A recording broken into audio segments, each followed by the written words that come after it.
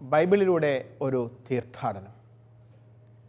വിശുദ്ധ ഗ്രന്ഥത്തിലെ പുസ്തകങ്ങളെ ആഴത്തിൽ അപഗ്രഥിക്കാനും പഠിക്കാനും നാം ഏവരെയും സഹായിക്കുന്ന ഈ തിരുവചന പഠന പരമ്പരയിലേക്ക് ഗുഡ്നസ് ടിവിയുടെ മാന്യപ്രേക്ഷകരായ നിങ്ങൾക്കേവർക്കും ഹൃദയപൂർവ്വം സ്വാഗതം.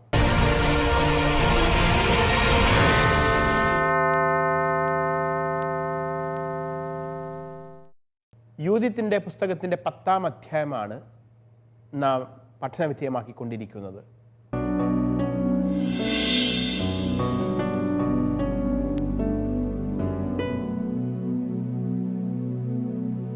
പത്താം അധ്യായത്തിൻ്റെ ആദ്യ ഭാഗത്ത് തൻ്റെ സ്വന്തം നഗരമായ ബത്തൂലിയ നഗരത്തോട്, മലമുകളിലെ ആ നഗരത്തോട്, ആ നഗരത്തിൻ്റെ സുരക്ഷിതത്വത്തോട് യൂദിത്ത് വിട പറയുകയാണ്. നഗരാധിപന്മാരുടെയും നഗരവാസികളുടെയും അനുഗ്രഹാശിസ്സുകളോടെ, അനുവാദത്തോടെയാണ് തൻ്റെ ജീവൻ തന്നെ അപകടത്തിലാക്കിക്കൊണ്ടുള്ള ഒരു യാത്ര അവൾ നടത്തുന്നത്. ഇപ്പോൾ ബത്തൂലിയ നഗരത്തിൻ്റെ കവാടത്തോട് അവൾ വിട പറഞ്ഞിരിക്കുന്നു. അവളുടെ കൂടെ ഉള്ളത് അവളുടെ ദാസി മാത്രമാണ്. ബത്തൂലിയ നഗരത്തോട് വിട പറഞ്ഞ് അസീറിയൻ കാവൽഭടന്മാർ നിരന്തരം വീക്ഷിച്ചുകൊണ്ടിരിക്കുന്ന ആ കാവൽഭടന്മാരുടെ പാളയത്തിലേക്ക്, അവരുടെ മധ്യത്തിലേക്ക് അവൾ നിർഭയം നടന്നു നീങ്ങുമ്പോൾ തീർച്ചയായും ഒരു ഹെബ്രായ വനിത ഇപ്രകാരം തങ്ങളുടെ പാളയത്തിന് നേരെ വരുന്നത് കണ്ട അസീറിയക്കാർ എത്രയും പെട്ടെന്ന് ജാഗരൂകരാകുന്നു. അവരുടെ കാവൽഭടന്മാർ അവളുടെ അടുത്തേക്ക്, യൂദിത്തിൻ്റെ അടുത്തേക്ക് പാഞ്ഞെത്തുകയാണ്, ഇരച്ചെത്തുകയാണ്. ഇനി ഈ കാവൽഭടന്മാരുമായുള്ള യൂദിത്തിൻ്റെ സംഭാഷണം, തുടർന്ന് നടക്കുന്ന സംഭവവികാസങ്ങൾ, അക്കാര്യങ്ങളാണ് നമുക്ക് 10-ാമത്തെ അധ്യായത്തിൻ്റെ ബാക്കിയുള്ള തിരുവചന ഭാഗത്ത് വായിക്കാനുള്ളത്. അസീറിയൻ കാവൽഭടന്മാരോട് യൂദിത്ത് നുണ പറയുന്ന ഒരു സന്ദർഭമാണ് 10-ാം അധ്യായത്തിൻ്റെ 11-13 തിരുവചനങ്ങൾ നമ്മൾ കാണുന്നത്. അങ്ങനെയാണ് അവൾ ഈ പാളയത്തിനുള്ളിലേക്ക് പ്രവേശിക്കാനുള്ള സാധ്യത നേടിയെടുക്കുന്നത്. നമുക്ക് ആ ഭാഗം ഒന്ന് വായിക്കാം. യൂദിത്തിൻ്റെ പുസ്തകം 10-ാം അധ്യായം 11 മുതൽ 13 വരെയുള്ള തിരുവചനങ്ങൾ. അവർ നേരെ താഴ്വരയിലൂടെ നടന്നു. അസീറിയക്കാരുടെ കാവൽഭടന്മാർ അവളെ കണ്ടു. അവർ അവളെ പിടികൂടി ചോദ്യം ചെയ്തു, നീ ഏത് വർഗക്കാരിയാണ്? എവിടെ നിന്ന് വരുന്നു? എങ്ങോട്ട് പോകുന്നു? അവൾ പറഞ്ഞു, ഞാൻ ഒരു ഹെബ്രായ പുത്രി, അവരിൽ നിന്ന് ഓടി രക്ഷപ്പെടുകയാണ്. അവർ നിങ്ങളുടെ കൈകളിൽ ഏൽപ്പിക്കപ്പെടാറായി. നിങ്ങൾ അവരെ വിഴുങ്ങിക്കളയും. ഞാൻ നിങ്ങളുടെ സൈന്യാധിപൻ ഹോളോഫർണസിനെ കണ്ട് ശരിയായ വിവരങ്ങൾ ധരിപ്പിക്കാൻ പോവുകയാണ്. തൻ്റെ ഒരാളും പിടിക്കപ്പെട്ടോ കൊല്ലപ്പെട്ടോ നഷ്ടപ്പെടാതെ മലനാടാകെ പിടിച്ചടക്കാൻ ഉതകുന്ന ഒരു മാർഗം ഞാൻ അവന് കാണിച്ചു കൊടുക്കും. അസീറിയൻ ഭടന്മാരോട് യൂദിത്ത് പറയുന്ന വ്യാജോക്തി എന്താണ് എന്നാണ് ഈ വചനഭാഗത്ത് നമ്മൾ കാണുന്നത്. തൻ്റെ ഉദ്യമത്തിനായി ബത്തൂലിയയോട് വിട പറഞ്ഞ യൂദിത്തിനെ അധികം താമസിയാതെ തന്നെ അസീറിയൻ കാവൽഭടന്മാർ കണ്ടെത്തുകയും പിടികൂടുകയും ചോദ്യം ചെയ്യുകയുമാണ്. പക്ഷേ അവരോട് യൂദിത്ത് സത്യം എന്ന ഭാവത്തിൽ വ്യാജം പറയുകയും തന്നെ അവരുടെ സൈന്യാധിപനായ ഹോളോഫർണസിൻ്റെ സമീപത്തേക്ക് കൊണ്ടുപോകേണ്ടത് എന്തുകൊണ്ടാണ് എന്ന് അവരോട് വിശദമാക്കുകയും ചെയ്തു.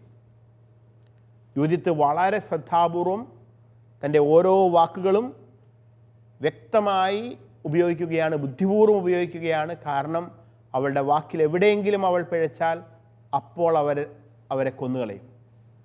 അതുകൊണ്ട് അവൾ പറയുന്നത് താനൊരു ഹെബ്രായ പുത്രിയാണ് എന്ന് പറയുന്നത് സത്യമാണ്, ഓടിപ്പോരുകയാണെന്ന് പറയുന്നത് സത്യമാണ്. പക്ഷേ അവൾ ഓടിപ്പോരുന്നതിൻ്റെ ലക്ഷ്യമെന്താണ് എന്നത് അവൾ വ്യക്തമാക്കുന്നില്ല. മാത്രവുമല്ല, യഹൂദരുടെ ബത്തൂലിയ പട്ടണം തകർക്കപ്പെടും എന്ന നുണ അവൾ പറയുന്നു. അവളുടെ അഭിലാഷത്തിന് വിരുദ്ധമായിട്ടാണ്. താൻ അവരുടെ സൈന്യാധിപനായ ഹോളോഫർണസിനെ സഹായിക്കാൻ വന്നിരിക്കുകയാണ്, അവരുടെ പക്ഷത്താണ് താനെന്ന് അവൾ ഓർമ്മപ്പെടുത്തുന്നു. അങ്ങനെ ശ്രദ്ധാപൂർവമുള്ള അവളുടെ വ്യാജോക്തികളിൽ അസീറിയൻ കാവൽഭടന്മാർ സത്യത്തിൽ വീണുപോവുകയാണ് ചെയ്യുന്നത്. ഹോളോഫർണസിൻ്റെ കൂടാരത്തിലേക്ക് ഈ കാവൽഭടന്മാർ തന്നെ യൂദിത്തിനെ ആനയിക്കുന്ന സന്ദർഭമാണ് ഇനി നമ്മൾ കാണുന്നത്. നമുക്ക് ആ വചനഭാഗം ഒന്ന് വായിക്കാം. 10-ാം അധ്യായത്തിൻ്റെ 14 മുതൽ 17 വരെയുള്ള തിരുവചനങ്ങൾ. സൗന്ദര്യത്തിടമ്പായി തോന്നിയ അവളുടെ മുഖം ദർശിക്കുകയും വാക്കുകൾ ശ്രവിക്കുകയും ചെയ്തപ്പോൾ അവർ അവളോട് പറഞ്ഞു, ഞങ്ങളുടെ യജമാനൻ്റെ സമീപത്തേക്ക് ഓടിപ്പോന്നതുകൊണ്ട് നീ നിൻ്റെ ജീവൻ രക്ഷിച്ചു. ഇപ്പോൾ തന്നെ അവൻ്റെ കൂടാരത്തിലേക്ക് ചെല്ലുക, ഞങ്ങളിൽ ചിലർ കൊണ്ടുചെന്നാക്കാം. അവൻ്റെ മുമ്പിൽ ഭയത്തിന് അവകാശമില്ല. ഞങ്ങളോട് പറഞ്ഞത് തന്നെ അവനോടും പറയുക, അവൻ നിന്നോട് ദയാപൂർവം പെരുമാറും. അവളെയും ദാസിയെയും അനുഗമിക്കുന്നതിന് അവരിൽ നിന്ന് 100 പേർ തിരഞ്ഞെടുക്കപ്പെട്ടു. അവർ ഹോളോഫർണസിൻ്റെ കൂടാരത്തിലേക്ക് അവരെ നയിച്ചു. അസീറിയൻ കാവൽഭടന്മാർ യൂദിത്തിൻ്റെ സൗന്ദര്യത്തിൽ മയങ്ങിപ്പോവുകയാണ്. അവളുടെ വാക്കുകളിലും സൗന്ദര്യത്തിലും ആകർഷകരായ അവർ യൂദിത്തിനെ അവൾ ആവശ്യപ്പെട്ടതുപോലെ തന്നെ സൈന്യാധിപനായ ഹോളോഫർണസിൻ്റെ കൂടാരത്തിലേക്ക് കൊണ്ടുപോകാനുള്ള ഒരുക്കങ്ങൾ ചെയ്യുന്നു. 100 പേരുടെ അകമ്പടിയോടുകൂടെയാണ് യൂദിത്തും ദാസിയും ഹോളോഫർണസിൻ്റെ കൂടാരത്തിലേക്ക് നയിക്കപ്പെടുന്നത്. ഇനി ഹോളോഫർണസിൻ്റെ കൂടാരത്തിലേക്ക് ആനയിക്കപ്പെടുമ്പോൾ അവിടെ എന്താണ്, ഏത് തരത്തിലുള്ള സ്വീകരണമാണ് ഒരുക്കപ്പെടുന്നത് എന്നത് നമുക്കൊന്ന് നോക്കാം. അതിനായി 10-ാം അധ്യായത്തിൻ്റെ 18-19 തിരുവചനങ്ങൾ നമുക്കൊന്ന് വായിക്കാം. അവളുടെ ആഗമന വാർത്ത കൂടാരം തോറും പരന്നപ്പോൾ പാളയമാകെ ഇളകി വശായി. അവൾ ഹോളോഫർണസിൻ്റെ കൂടാരത്തിന് വെളിയിൽ കാത്തു നിൽക്കുമ്പോൾ അവർ ചുറ്റും കൂടി. അവർ ഹോളോഫർണസിനോട് അവളെപ്പറ്റി പറഞ്ഞു. അവളുടെ സൗന്ദര്യത്തിൽ മതിമറന്ന അവർ അവളെപ്പോലെയാണ് ഇസ്രായേല്യരെല്ലാം എന്ന് നിരൂപിച്ച് അവരെ പുകഴ്ത്തി. അവർ പരസ്പരം പറഞ്ഞു, ഇത്തരം സ്ത്രീകളുള്ള ഈ ജനതയെ ആരെങ്കിലും അവഹേളിക്കുമോ? നിശ്ചയമായും അവരിൽ ആരും ജീവനോടിരിക്കാൻ പാടില്ല. അവരെ സ്വതന്ത്രരായി വിട്ടാൽ അവർ ലോകം മുഴുവൻ കെണിയിൽപ്പെടുത്തും. ഇവിടെ ഈ 18-ാം വാക്യത്തിൻ്റെ ക്രമം, ഒരു വിവരണമാണ് ഇവിടെ നമ്മൾ കാണുന്നത്. യൂദിത്തിൻ്റെ ആഗമനം, കൂടാരത്തിലേക്കുള്ള സ്വീകരണം, ഈ ക്രമം ഇവിടെ നമ്മൾ വായിച്ചതിൽ നിന്നും അല്പം വ്യത്യസ്തമായിട്ടാണ്. ആദ്യമായി യൂദിത്ത് അസീറിയൻ കൂടാരത്തിലേക്ക് പ്രവേശിക്കുന്നു. യൂദിത്തിൻ്റെ ആഗമനം ഹോളോഫർണസിനെ അറിയിക്കുന്നു. പാളയത്തിലുണ്ടായിരുന്ന കാവൽഭടന്മാരും മറ്റ് സൈനികരും അവളുടെ സൗന്ദര്യത്തിൽ മതിമറക്കുന്നു. യൂദിത്ത് ഹോളോഫർണസ് അവളെക്കുറിച്ച് അറിയുന്നത് വരെ പാളയത്തിന് പുറത്ത് കാത്തു നിൽക്കുന്നു. കൂടുതൽ ആളുകൾ അവളുടെ ചുറ്റും വന്നുകൂടുന്നു. അസീറിയക്കാർ അവരെല്ലാവരും അവളുടെ സൗന്ദര്യത്തിൽ മതിമറന്ന് പോകുന്നു. ഇത്തരത്തിലാണ് ഈ യൂദിത്തിൻ്റെ ആഗമനവുമായി ബന്ധപ്പെട്ട കാര്യങ്ങളുടെ ക്രമം നടക്കുന്നത്. ഇനി ഇവിടെ ഈ ആളുകൾ പറയുന്ന ഒരു കാര്യം ശ്രദ്ധിക്കുക. ഇസ്രായേലിലെ സ്ത്രീകളെല്ലാം യൂദിത്തിനെ പോലെ അതീവ സുന്ദരികളാണ് എന്ന് അസീറിയൻ ഭടന്മാർ ചിന്തിക്കുകയാണ്. മാത്രമല്ല, ഇത്രയും സുന്ദരികളായ സ്ത്രീകൾ അവരുടെ സൗന്ദര്യം മൂലം ലോകത്തിലെ മറ്റുള്ളവരെല്ലാം കെണിയിൽപ്പെടുത്തും എന്നും അവർ ചിന്തിക്കുന്നു. പക്ഷേ തങ്ങളുടെ തൊട്ട് മുമ്പിൽ നിൽക്കുന്ന അപ്രകാരം ഒരു കെണിയെക്കുറിച്ച് അവർക്ക് ചിന്തിക്കാൻ സാധിക്കുന്നില്ല എന്നതിലാണ് ഇവിടെ ഒരു വിരോധാഭാസമുള്ളത്. സത്യത്തിൽ യൂദയായിലെ സ്ത്രീകളെല്ലാം മറ്റു രാജ്യക്കാരെ കെണിയിൽപ്പെടുത്തുമെന്ന് അവർ ചിന്തിക്കുമ്പോൾ ഇതാ അവരെ കെണിയിൽപ്പെടുത്താൻ വേണ്ടി തന്നെയാണ് നിശ്ചയിച്ചുറപ്പിച്ച് യൂദിത്ത് വന്നിരിക്കുന്നത്. അതവർക്ക് മനസ്സിലാക്കാൻ സാധിക്കുന്നില്ല. തൊട്ട് മുൻപിൽ അവരുടെ കൺമുൻപിൽ നിൽക്കുന്ന വലിയ കെണിയെക്കുറിച്ച് യാതൊരു വിധത്തിലുമുള്ള അറിവുമില്ലാതെ മറ്റു രാജ്യങ്ങൾക്ക് സംഭവിക്കാനിടയുള്ള കെണിയെക്കുറിച്ച് അവർ ഓർക്കുകയാണ്. സത്യത്തിൽ സൗന്ദര്യത്തിൽ മയങ്ങിയ അവർക്ക് ഉൾക്കാഴ്ച നഷ്ടപ്പെടുകയും സമീപത്തുള്ള അപകടത്തെ അറിയാൻ സാധിക്കാതെ പോവുകയും ചെയ്യുകയാണ്. ഇത് പിന്നീട് അവരുടെ സർവനാശത്തിലേക്ക് നയിക്കുന്നുവെന്ന് കഥ മുൻപോട്ട് പോകുമ്പോൾ നമുക്ക് മനസ്സിലാവും. പലപ്പോഴും ഇങ്ങനെയാണ് നമ്മുടെ ജീവിതത്തിലും. ഭാവിയിൽ സംഭവിക്കാനിരിക്കുന്ന കെണികളെക്കുറിച്ച് നമ്മൾ ചിലപ്പോൾ ചിന്താകുലരാകും. പക്ഷേ പലപ്പോഴും സൗന്ദര്യത്തിൽ മയങ്ങി, ബാഹ്യമോടികളിൽ മയങ്ങി, ചിന്താശക്തി നഷ്ടപ്പെട്ട് ഉൾക്കാഴ്ച നഷ്ടപ്പെടുമ്പോൾ നമ്മുടെ തൊട്ട് മുമ്പിൽ വന്നെത്തി നിൽക്കുന്ന അപകടത്തെക്കുറിച്ച്, തിന്മയുടെ ശക്തിയെക്കുറിച്ച് ചിന്തിക്കാനോ കണ്ണു തുറന്ന് കാണാനോ പലപ്പോഴും ഉൾക്കാഴ്ച നഷ്ടപ്പെട്ടവരായിട്ട് നമ്മൾ പോകുന്നുണ്ട്. അത് നമ്മെ നാശത്തിലേക്ക് നയിക്കും എന്നും ഇവിടെ നമുക്കൊരു പാഠമായി ഉൾക്കൊള്ളാവുന്നതാണ്. അടുത്തതായി 10-ാം അധ്യായത്തിൻ്റെ 20 മുതൽ 23 വരെയുള്ള തിരുവചനങ്ങളിൽ യൂദിത്ത് ഹോളോഫർണസിൻ്റെ കൂടാരത്തിനുള്ളിലേക്ക് ആനയിക്കപ്പെടുന്ന സംഭവമാണ് വിവരിച്ചിരിക്കുന്നത്. നമുക്ക് അതൊന്ന് വായിക്കാം. ഹോളോഫർണസിൻ്റെ അനുചരന്മാരും സേവകന്മാരും പുറത്തു വന്ന് അവളെ കൂടാരത്തിനുള്ളിലേക്ക് കൂട്ടിക്കൊണ്ടുപോയി. ഹോളോഫർണസ് സ്വർണവും മരതകവും മറ്റ് രത്നങ്ങളും കൊണ്ട് അലങ്കരിച്ച ചെമന്ന മേൽക്കട്ടിയുടെ കീഴിൽ കിടക്കയിൽ വിശ്രമിക്കുകയായിരുന്നു. അവളെപ്പറ്റി പറഞ്ഞത് കേട്ട് അവൻ എഴുന്നേറ്റ് വെള്ളി വിളക്കുകളുടെ അകമ്പടിയോടുകൂടെ കൂടാരവാതിൽക്കലെത്തി. തങ്ങളുടെ മുൻപിലെത്തിയ യൂദിത്തിൻ്റെ മുഖസൗന്ദര്യം കണ്ട് ഹോളോഫർണസും സേവകന്മാരും അത്ഭുത പരതന്ത്രരായി. അവൾ സാഷ്ടാംഗം വീണ് അവനെ വണങ്ങി. അവൻ്റെ അടിമകൾ അവളെ എഴുന്നേൽപ്പിച്ചു. വലിയ ഒരു രാജകീയമായ ഒരു സ്വീകരണം തന്നെയാണ് സത്യത്തിൽ ഹോളോഫർണസിൻ്റെ കൂടാരത്തിലേക്ക് യൂദിത്തിന് ലഭിച്ചത്. ഹോളോഫർണസും അനുചരന്മാരും വെള്ളിവിളക്കുകളുമായി വന്ന് അവളെ സ്വീകരിച്ചു. ഇത് പറയുന്നതിനിടയിൽ ഹോളോഫർണസിൻ്റെ കൂടാരത്തിൻ്റെ ഉള്ളിലെ സംവിധാനങ്ങളെക്കുറിച്ച് വചനം സൂചിപ്പിക്കുന്നുണ്ട്. അവിടെ പറയുന്നു, ഹോളോഫർണസ് സ്വർണവും മരതകവും മറ്റ് രത്നങ്ങളും കൊണ്ട് അലങ്കരിച്ച ചെമന്ന മേൽക്കട്ടിയുടെ കീഴിൽ കിടക്കയിൽ വിശ്രമിക്കുകയായിരുന്നു എന്ന്. എന്താണ് ഈ ചെമന്ന മേൽക്കട്ടി? ഇവിടെ പരാമർശിക്കപ്പെടുന്ന ഈ മേൽക്കട്ടി സത്യത്തിൽ ഒരു കൊതുകുവലയാണ്. കൂടാരത്തിനുള്ളിൽ കടന്നു വരാൻ സാധ്യതയുള്ള പ്രാണികളിൽ നിന്നും കീടങ്ങളിൽ നിന്നുമുള്ള സംരക്ഷണത്തിനായിട്ടാണ് ഈ വല അക്കാലത്ത് ഉപയോഗിച്ചിരുന്നത്. ഈ വലയും കിടക്കയും അവിടെ അലങ്കരിച്ചിരുന്ന വിലപിടിച്ച രത്നങ്ങളും മറ്റും ഹോളോഫർണസിൻ്റെ പ്രതാപത്തെ, വിഷയാസക്തിയെ, ആഡംബരപൂർണമായ ജീവിതത്തെ സൂചിപ്പിക്കുന്നു. ആ കിടക്ക, അവിടെയുള്ള മരതകരത്നങ്ങൾ, ഇതെല്ലാം സൂചിപ്പിക്കുന്നത് ഹോളോഫർണസ് എന്ന സർവ്വസൈന്യാധിപൻ്റെ വിഷയാസക്തമായ ജീവിതത്തെ, ആഡംബരപൂർണമായ ജീവിതത്തെ, അതോടൊപ്പം അയാളുടെ പ്രതാപത്തെയുമാണ്. ഇത്തരത്തിൽ ഉള്ള ഒരു വ്യക്തിയുടെ അടുത്തേക്ക് സധൈര്യം യൂദിത്ത് എന്ന ഹെബ്രായ വനിത കടന്നു ചെല്ലുകയാണ്. ഇനി അവൾക്ക് എന്താണ് ആ കൂടാരത്തിനുള്ളിൽ വെച്ച് സംഭവിക്കുക?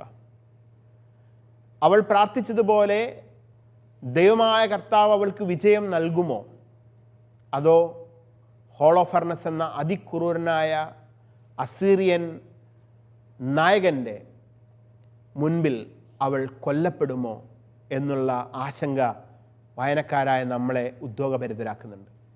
അതിനുള്ള ഉത്തരം തുടർന്ന് വരുന്ന അധ്യായങ്ങളിൽ കാണാം. നമുക്കിനി അടുത്തതായി 11-ാം അധ്യായം വായിക്കാം. 11-ാം അധ്യായത്തിൽ പ്രധാനമായിട്ടും യൂദിത്തും ഹോളോഫർണസ് എന്ന സൈന്യാധിപനും തമ്മിൽ നടത്തുന്ന സംഭാഷണം എന്താണ് എന്നാണ് അവതരിപ്പിക്കുന്നത്. അതിൻ്റെ ഉള്ളടക്കം ഒന്ന് പരിശോധിച്ചതിന് ശേഷം ആ അധ്യായം മുഴുവൻ വായിച്ച് നമുക്ക് മനസ്സിലാക്കാൻ ശ്രമിക്കാം.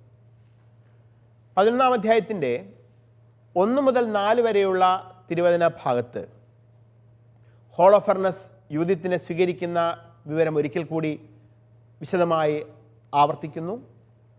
11-ാം അധ്യായത്തിൻ്റെ 5 മുതൽ 11-ാം അധ്യായത്തിൻ്റെ 19 വരെയുള്ള ദീർഘമായ ഭാഗത്ത് യൂദിത്ത് ഹോളോഫർണസിനെ അഭിസംബോധന ചെയ്ത് സംസാരിക്കുന്ന ഭാഗമാണ് നമ്മൾ കാണുന്നത്.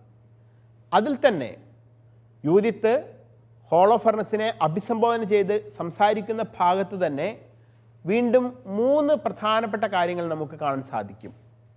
11-ാം അധ്യായത്തിൻ്റെ 5 മുതൽ 8 വരെയുള്ള വാക്യങ്ങളിൽ യൂദിത്ത് ഹോളോഫർണസിനെ വാനോളം പുകഴ്ത്തി പറയുന്ന വാക്കുകളാണ് നമ്മൾ കാണുന്നത്. 11-ാം അധ്യായത്തിൻ്റെ 9 മുതൽ 15 വരെയുള്ള തിരുവചനങ്ങളിൽ യൂദിത്ത് ഇതിനു മുൻപ് അമ്മോന്യനായ ആഖിയോർ ഹോളോഫർണസിനോട് പറഞ്ഞ കാര്യങ്ങൾ ഉദ്ധരിക്കുകയും അതിനെ വ്യാഖ്യാനിക്കുകയും ചെയ്യുന്നു. 11-ാം അധ്യായത്തിൻ്റെ 16 മുതൽ 19 വരെയുള്ള തിരുവചന ഭാഗത്ത് യൂദിത്ത് താൻ ദൈവഭയമുള്ളവളും ദീർഘദർശന ശക്തിയുള്ളവളുമാണ് എന്നും സമർത്ഥിക്കുന്നു. ഇത്തരത്തിൽ യൂദിത്തിൻ്റെ ദീർഘമായ സംഭാഷണം കഴിയുമ്പോൾ ഏറ്റവും അവസാനം 11-ാം അധ്യായത്തിൻ്റെ 20 മുതൽ 23 വരെയുള്ള തിരുവചനങ്ങളിൽ ഇതിനോടൊക്കെയുള്ള ഹോളോഫർണസിൻ്റെ പ്രതികരണം അയാളുടെ വാക്കുകളിൽ നിന്ന് തന്നെ നമുക്ക് വ്യക്തമാവുകയും ചെയ്യുന്നു. നമുക്ക് ഈ അധ്യായം ഒന്ന് വായിക്കാം. ഓരോ ഭാഗവും വായിച്ചതിൻ്റെ വിശദാംശങ്ങൾ എന്തെന്ന് മനസ്സിലാക്കാൻ ശ്രമിക്കാം. 11-ാം അധ്യായത്തിൻ്റെ 1 മുതൽ 4 വരെയുള്ള തിരുവചനങ്ങളാണ് ഇപ്പോൾ വായിക്കാനായിട്ട് പോകുന്നത്. ഹോളോഫർണസ് അവളോട് പറഞ്ഞു, സ്ത്രീയെ, ധൈര്യമായിരിക്കുക, ഭയപ്പെടേണ്ട. ലോകാധിപതിയായ നെബൂഖദ്നേസറിനെ സേവിക്കാൻ തയ്യാറായ ഒരു വ്യക്തിയെയും ഞാൻ ഉപദ്രവിച്ചിട്ടില്ല. മലനാട്ടിൽ വസിക്കുന്ന നിന്റെ ജനം എന്നെ അവഹേളിച്ചില്ലായിരുന്നുവെങ്കിൽ ഞാൻ ഒരിക്കലും അവരുടെ നേരെ കുന്തമുയർത്തുകയില്ലായിരുന്നു. അവർ തന്നെ വിളിച്ചു വരുത്തിയ അനർത്ഥങ്ങളാണിത്. നീ അവരെ വിട്ട് ഞങ്ങളുടെ അടുത്തേക്ക് ഓടിപ്പോന്നത് എന്തിനെന്ന് പറയുക. നീ സുരക്ഷിതയാണ്, ധൈര്യമായിരിക്കുക. ഇന്ന് രാത്രി മുതൽ നിന്റെ ജീവൻ സുരക്ഷിതമാണ്. ആരും നിന്നെ ദ്രോഹിക്കുകയില്ല. എൻ്റെ യജമാനായ നെബൂഖദ്നേസറിൻ്റെ സേവകരോടെന്ന പോലെ എല്ലാവരും നിന്നോട് സ്നേഹപൂർവ്വം പെരുമാറും. തൻ്റെ മുമ്പിൽ എത്തിയ യൂദിത്തിനെ ഹോളോഫർണസ് സ്വീകരിക്കുന്നു. തീർച്ചയായും അവൾ ഭയപ്പാടോടെയാണ് തൻ്റെ മുമ്പാകെ നിൽക്കുന്നത് എന്ന് കരുതി ഹോളോഫർണസ് അവളെ ആശ്വസിപ്പിക്കുകയാണ്, അവളെ ധൈര്യപ്പെടുത്തുകയാണ്. അതോടൊപ്പം തന്നെ താൻ തികഞ്ഞ നീതിമാനാണ് എന്നും അവളെ ബോധ്യപ്പെടുത്തുന്നു. അതുകൊണ്ടാണ് ഹോളോഫർണസ് പറയുന്നത്, സ്ത്രീയെ, നീ ധൈര്യമായിരിക്കുക, നീ ഒട്ടും ഭയപ്പെടേണ്ട. മാത്രമല്ല, എന്തുകൊണ്ടാണ് ഞാൻ നിൻ്റെ ജനത്തെ ഇപ്പോൾ ഉപരോധിക്കുന്നത്? അതിനുള്ള കാരണം അവർ എന്നെ അവഹേളിച്ചതുകൊണ്ടാണ്. അല്ലെങ്കിൽ ഒരിക്കലും ഞാൻ അവരുടെ നേരെ കുന്തമുയർത്തുകയില്ലായിരുന്നു.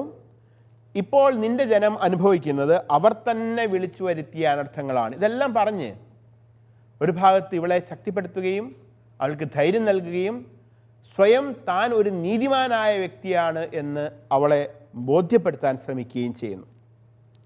അതേസമയം ഇയാൾ പറയുന്ന ഒരു വാക്ക് ശ്രദ്ധിക്കുക, നീ സുരക്ഷിതയാണ്, ധൈര്യമായിരിക്കുക. ഇന്ന് രാത്രി മുതൽ നിന്റെ ജീവൻ സുരക്ഷിതമാണ്. പക്ഷെ ഇത് പറയുന്ന ഹോളോഫർണസ് അറിയുന്നില്ല, അയാളുടെ സുരക്ഷിതത്വം ഇതാ ചോദ്യം ചെയ്യപ്പെടാൻ പോകുന്നു. ഇന്നു രാത്രി മുതൽ ഹോളോഫർണസിൻ്റെ ജീവൻ സുരക്ഷിതമല്ലാതായി തീരാൻ പോകുന്നു എന്ന വസ്തുത അയാൾ തിരിച്ചറിയുന്നില്ല. അയാളുടെ ജീവൻ അപകടത്തിലാകുന്നു എന്ന സത്യം അയാളുടെ കണ്ണുകളിൽ നിന്ന് മൂടപ്പെടുകയാണ്.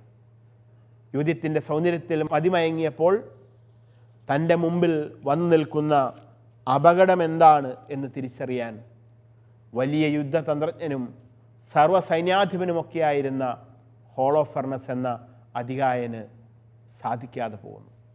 അത് പിന്നീട് അയാളുടെ വീഴ്ചയ്ക്ക് കാരണമായി തീരുകയും ചെയ്യുന്നുണ്ട്.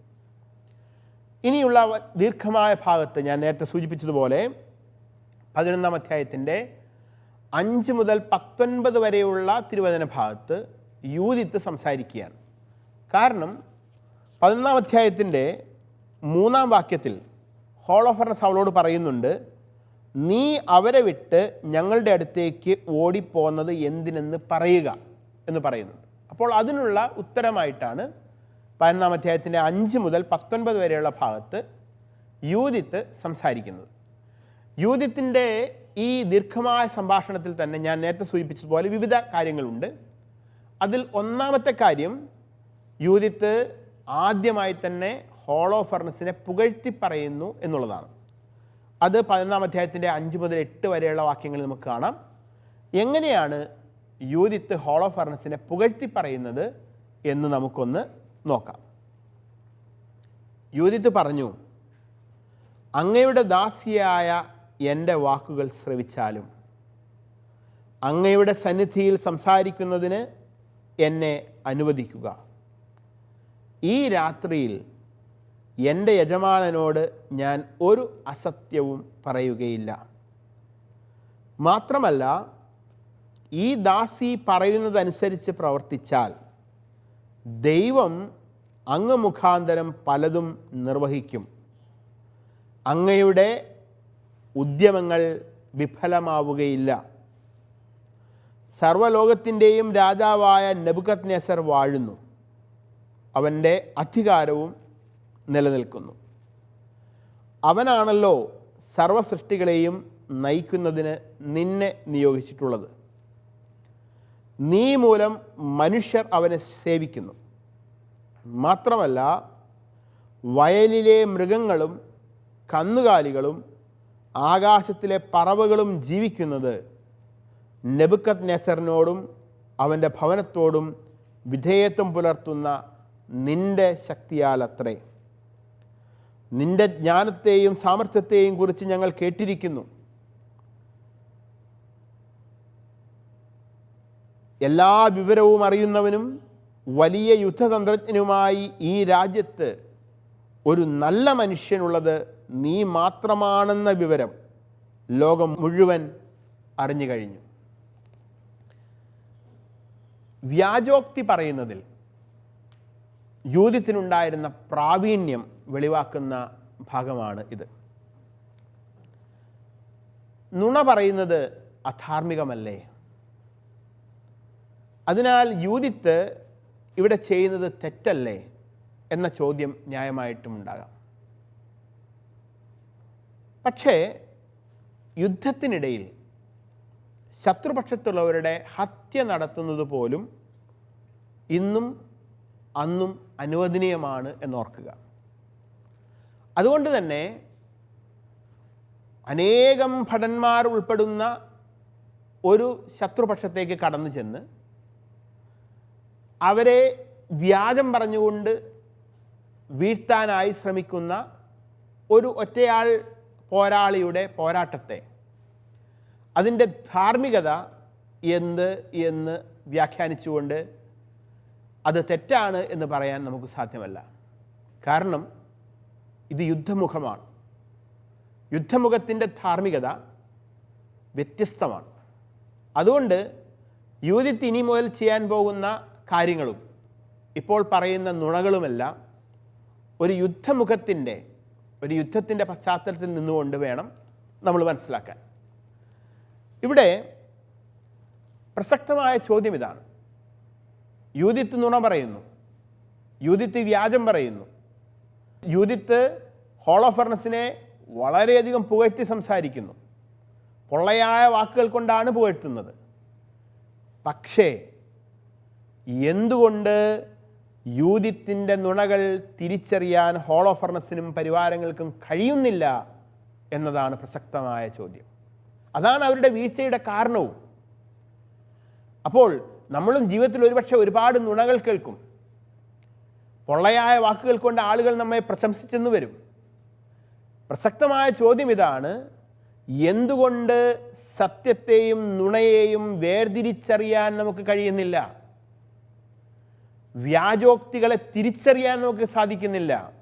അതിന് പലപ്പോഴുമുള്ള കാരണം മറ്റെന്തെങ്കിലും കൊണ്ട് നമ്മുടെ കണ്ണുകൾ മൂടപ്പെട്ടിരിക്കുന്നു, ഉൾക്കാഴ്ച നമുക്ക് നഷ്ടപ്പെടുന്നു എന്നുള്ളതാണ്. ഇനി എന്തുകൊണ്ടാണ് ഹോളോഫെർണസിനും പരിവാരങ്ങൾക്കും അവരുടെ ഉൾക്കാഴ്ച നഷ്ടപ്പെട്ടത് എന്ന ചോദ്യത്തിനുള്ള ഉത്തരം ഈ വിശുദ്ധ ഗ്രന്ഥം നമുക്ക് തരുന്നുണ്ട്. അവർ യൂഥ്യത്തിൻ്റെ ബാഹ്യമോടിയിലും സൗന്ദര്യത്തിലും മയങ്ങിപ്പോയിരുന്നു. കൂടാതെ പൊള്ളയായ പ്രശംസാവചനങ്ങളിൽ ഹോളോഫെർണസ് വീണുപോവുകയാണ്. അത് പിന്നീട് അയാളുടെ വലിയ വിനാശത്തിന്, നാശത്തിന് കാരണമാവുകയാണ്. പൊള്ളയായ പ്രശംസാവചനങ്ങൾ എന്ന് പറയുമ്പോൾ നമുക്കറിയാം, ഇവിടെ പറയുന്നു, വയലിലെ മൃഗങ്ങളും കന്നുകാലികളും ആകാശത്തിലെ പറവകളും ജീവിക്കുന്നത് പോലും ഹോളോഫെർണസിൻ്റെ ശക്തിയാലാണ് എന്ന് സൂചിപ്പിക്കുകയാണ്. ഏതായാലും ഇവിടെ യൂഥ്യത്തിൽ നടത്തുന്ന പൊള്ളയായ വചനങ്ങളെക്കുറിച്ച്, പൊള്ളയായ പ്രശംസാവചനങ്ങളെക്കുറിച്ച് കുറച്ചുകൂടി വിശദമായി അടുത്ത ക്ലാസ്സിൽ സംസാരിച്ചുകൊണ്ട് നമുക്ക് പഠനം തുടരാം.